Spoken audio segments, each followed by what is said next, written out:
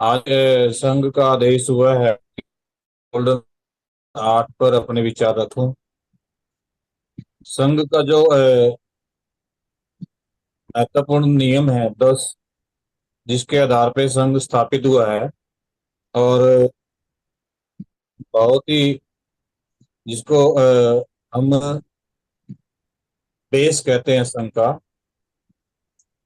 जो ये rule number 8 है, इसको कहते हैं वे संघ राजनीति में कभी नहीं जाएगा।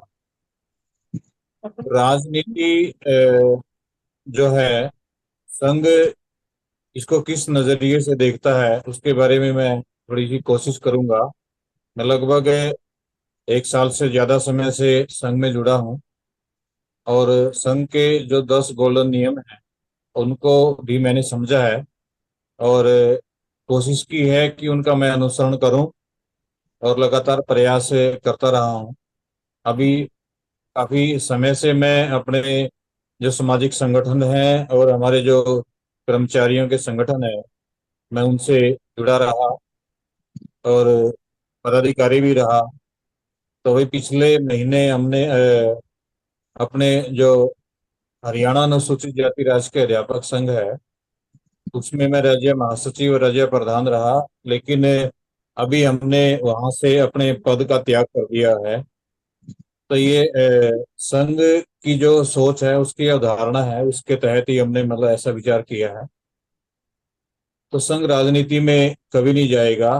तो इस विषय पे राजनीति सभी लोग समझते हैं भाई, राजनीति का मतलब क्या है। राजा की नीति। संघ कहता है कि राजा की नीति, लेकिन हमारे भारतवर्ष में, भारत में तो कोई राजा नहीं है।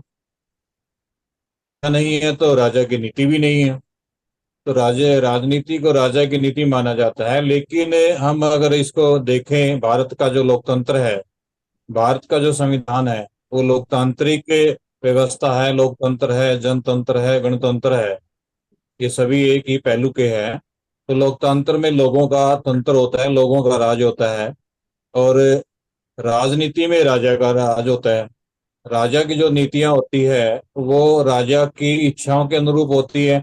लेकिन लोकतंत्र में जो लोगों की इच्छाओं को मानते हुए लोकतंत्र में जो नीतियां बनाई जाती है, भारत का संविधान लोकतंत्र का ही समर्थन करता है। और विशेष रूप से भारत में आज की तारीख में हम ये मतलब कहीं पे भी इस प्रकार को नहीं, भारत का संविधान ये नहीं कहता कि भारत में कोई राजा है और राजा की ही नीति चलती है। भारत का संविधान कहता है कि हम भारत के लोग, जैसे कि समन संघ हर बार हर रोज भारतीय संविधान की उद्देशिका को पढ़ता है। और उसका जो पहला ही शब्द है, हम भारत के लोग। तो हम भारत के लोगों में सभी सत्ता, सभी ताकत, सारी की सारी जो शक्ति है वो निहित है। और उन्हीं की विचारों को मानते हुए, उन सभी भारत के लोगों की बातों को मानते हुए, उनकी इच्छाओं को, उनकी आवश्यकताओं को, उनकी जरूरतों को मानते हुए ही सब भारत के संविधान में राजा मतलब राजनीति की जो नीतियां हैं, जो राज चलाने के लिए, शासन चलाने के लिए जो नीतियां बनाई जाती है, उनको ही बनाना चाहिए, ये भारत का संविधान कहता है। इसी के तहत भारत के संविधान में भारत के नागरिकों को 6 मौलिक अधिकार प्राप्त है। और उन मौलिक अधिकारों में भारत के संविधान की जो नीतियां हैं वो झलकती है और झलकनी चाहिए। अगर उन मौलिक अधिकारों के विरुद्ध जो नीतियां बनती है, तो वो विशेष रूप से एक तानाशाही शासन या इस प्रकार से मनमाने ढंग से नीतियां बनाई जा सकती है, जिसको लोगों का कल्याण नहीं हो सकता। तो हम कहते हैं कि भारत का संविधान भी लोकतंत्र में कहता है कि आप अगर इकट्ठे होके आते हैं, अगर आप एक संख्या के बाद यानी 51% लोग अगर इकट्ठे होते हैं, तो आप अपनी नीतियां खुद बना सकते हैं और सब कुछ अपने तरीके से आप चला सकते हैं। शासन सत्ता सब कुछ आपकी होगी। लेकिन जब हम कहते हैं ये देखते हैं, मतलब एक कहावत भी है, सभी ने सुनी होगी कि majority is authority, let it be. जो मेजोरिटी में होते हैं, जो बहुमत में होते हैं, उन्हीं के पास अधिकार होते हैं। और समन संघ का ये जो विशेष कंसेप्ट यही कहता है कि जब हम इकट्ठे होंगे, जुड़ेंगे और जोड़ेंगे, एक दूसरे के साथ मिलेंगे, तो लोकतंत्र का जो सिद्धांत है, लोकतंत्र का उद्देश्य है, वो हम पूरा कर सकते हैं। तो हमारी सभी समस्याओं का हल लोकतंत्र के माध्यम से हो सकता है और सिर्फ जुड़ने जुड़ने से हो सकता है। दूसरा एक पहलू ये भी है कि हम हमारे लोगों से बार बार सुनते हैं कि जो राजनीति है वो सभी समस्याओं का हल है, सभी तालों की चाबी है। और एक ही बात में इस बात को समाप्त कर देते हैं, लेकिन अगर इस कंसेप्ट को अगर हम डिटेल से समझे, सभी तालों की चाबी यही इसलिए बताया जाता है कि भारत का संविधान कहता है कि आप 51% लोग इकट्ठे आ जाओ तो आपकी सारी समस्याएं हल हो सकती है। तो राजनीति भी हमें यही सिखाती है कि हम ज्यादा से ज्यादा संख्या में इकट्ठे होंगे, बहुमत में आएंगे, तो हम अपनी सभी समस्याओं को हल कर सकते हैं। दूसरा कि संघ राजनीति में नहीं जाएगा, तो संघ का मानना है संघ अपने आप में राजनीति में नहीं जाएगा, लेकिन जो संघ को मानने वाले लोग हैं, संघ के जो साथी है, जो संघी है, समन संघी है, वो संघ की अनुमति से ही राजनीति में जा सकता है। अगर वो चाहता है कि मैं राजनीति में जाना चाहता हूँ, वो संघ की अनुमति से जाए तो संघ उसको अच्छा मानता है। अगर वो संघ के संघी रहते हुए और बिना अनुमति के अगर राजनीति करता है तो समन संघ इसको मान्यता नहीं देता।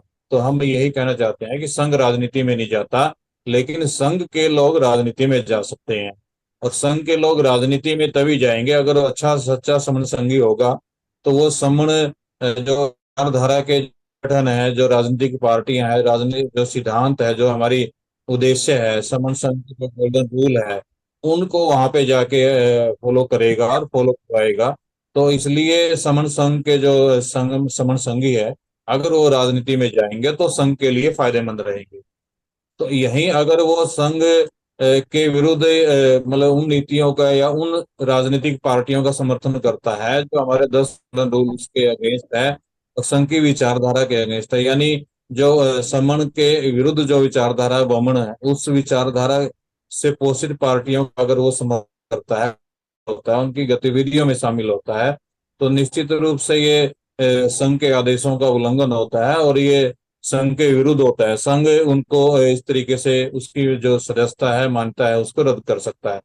तो मुख्य रूप से आज हमें समन संघ के माध्यम से विशेष रूप से हमें इतने लगभग 3 सालों से भी ज्यादा समय से समन जो विचारधारा फैल रही है, फूल रही है, और लोग धीरे धीरे इन बातों को समझ रहे हैं।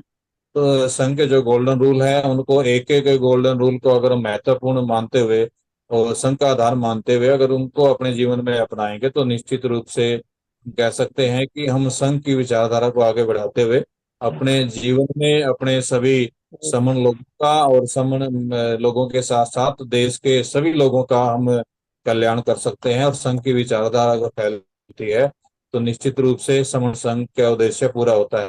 तो इसलिए समण संघ का उद्देश्य तब भी पूरा होगा जब हम जुड़ेंगे जोड़ेंगे। जो संविधान है उसका जो मुख्य सिद्धांत है, लोकतंत्र का जो सिद्धांत है, राजा की जो राजतंत्र मतलब जिस प्रकार के हमारे शासक वर्ग की जो नीतियां हैं, अगर वो लोकतांत्रिक तरीके से हम चलाएं तो निश्चित रूप से हम सफल होंगे। और लोकतंत्र हमें यही कहता है कि हमें अधिक संख्या में जुड़ना है, मेजोरिटी में जुड़ना है, 51% से ज्यादा संख्या में हमें जुड़ना है। तो निश्चित रूप से समण संघ सफल होगा और हम लगातार इन आदेशों को जोड़ने जोड़ने के कार्य को आगे बढ़ाते रहेंगे। तो मैं ज्यादा समय न लेते हुए आज इस गोल्डन रूल नंबर 8 पर इतना ही विचार में